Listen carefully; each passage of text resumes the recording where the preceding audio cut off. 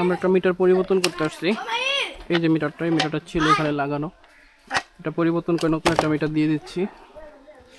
এই মিটারটা তো এটা সমস্যা ছিল কি, রিডিং কাটা কাটা মিটার পরিবর্তন হবে, রিডিং সঠিকভাবে দেখা যেত না, বিল লিখতে অসুবিধা হইতো, যার ফলে এটা এখন অফিস উদ্যোগে পাল্টে দিচ্ছি।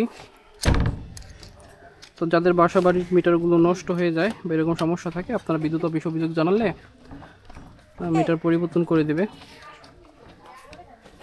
এই জন্য কিন্তু গ্রাহকের কোনো টাকা পয়সা লাগবে না, ঠিক আছে। যদি মিটারের যান্ত্রিক ত্রুটির কারণে মিটার নষ্ট হয়, সেক্ষেত্রে মিটার পাল্টায় নিলে কোনো টাকা পয়সা লাগবে না। আর যদি মিটার গ্রাহকের হস্তক্ষেপে নষ্ট হয়, সেক্ষেত্রে টাকা পয়সা লাগবে।